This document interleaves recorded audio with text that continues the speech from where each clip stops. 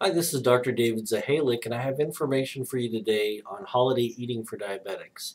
And to start with, one of the most common habits or coping mechanisms for diabetics is the coping mechanism of denial. So, when decisions are hard and times are stressful, sometimes what diabetics will do is to pretend or act as if they don't have diabetes and they weren't constrained by the choices that diabetics have to make. So to counter that, one of the best means to counter that during a time like the holidays, which is a challenging time for diabetics to eat and behave, is accountability. And there are many forms of accountability. Probably the easiest one is a journal. And of course, all diabetics, when they get their diabetic glucose testing monitor, there's a journal in there, so that's a convenient thing. So testing your sugar is one form of accountability, and also writing down what you eat. And so I highly recommend all diabetics during the holiday times write down what they eat every day and check their sugar and write that down. Now, the next level of accountability, so that's accountability to yourself. The next level of accountability is to share that information with someone else. Hopefully, somebody who will be supportive and help to work with you to make the good choices. Um, that could be perhaps a spouse, a close friend, it could be a medical provider. But the very act of making yourself accountable will increase your performance. If you think about it, if you have a job, you have a boss. Why? Well, because having a boss just makes you more effective at what you do. It makes you perform better and think harder. So, some level of accountability in a diabetic's life is just really important right now. Other things that are very, very helpful to a diabetic right now is structure. And so the structure of, for example, regular meals and an exercise routine is critical.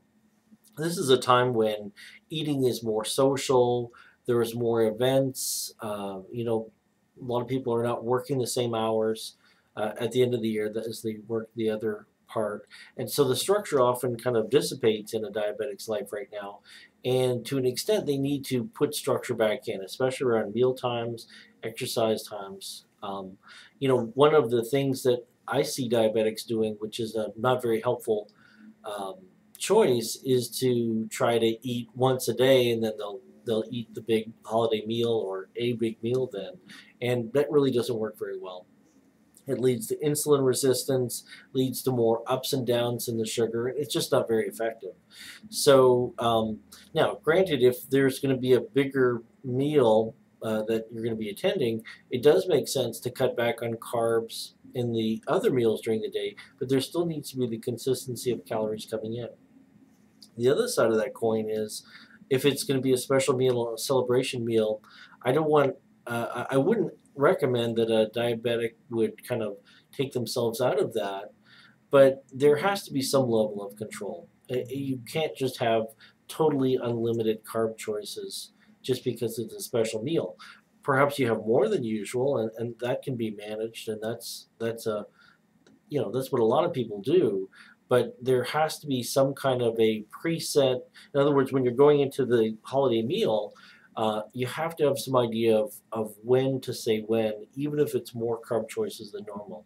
So let's say you have normally 2 carb choices per meal, and so your strategy is that you'll have 5, which is a lot. I mean, that's 2 meals. You have to stop there. And it's useful to recognize that often with diabetics, as their sugar goes higher, they can become hungrier. It's kind of paradoxical, but it's very good to be aware of that. So avoid skipping meals.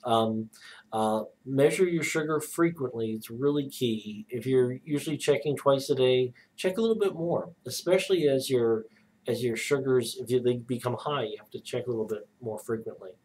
And then drink lots of water. I really recommend that you drink more than you usually do.